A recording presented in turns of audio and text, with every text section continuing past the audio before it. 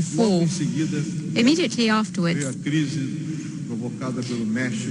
in order to implement these recipes was such that in just 1 month we lost $10 billion by about 18 or 20%. But in 1997, the same recipe, and this is what we did. We increased interest rates, which reached more than 30% a year.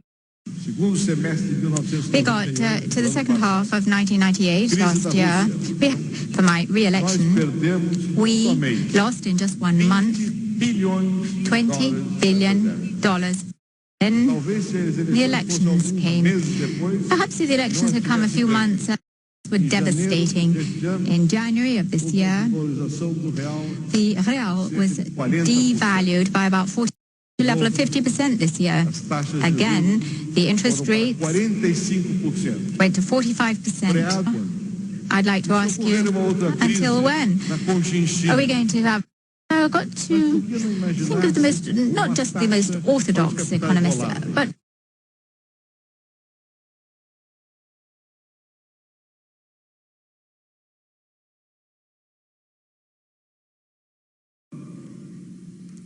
I don't think we have studied enough what each other has done and how it might relate to our own experience. For example, in the countries here represented, taking Brazil to the side a moment, just let's take the EU and the US and Canada.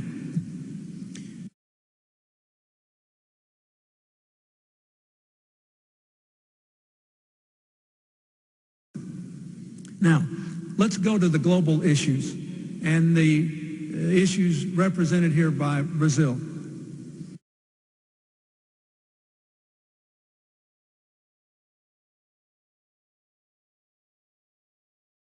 And I would like to talk very briefly about, one, international institutions, two, what the countries, the emerging economies themselves have to do,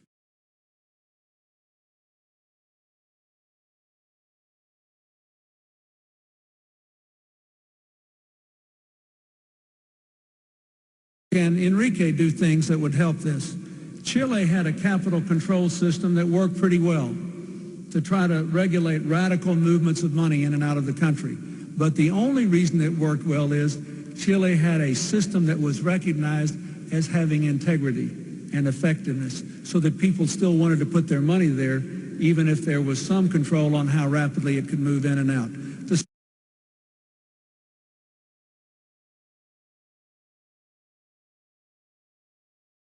Governments have to have good, honest financial systems.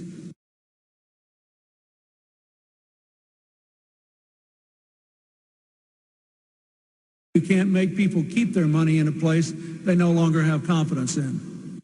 In most developing countries, governments are too weak, not too strong.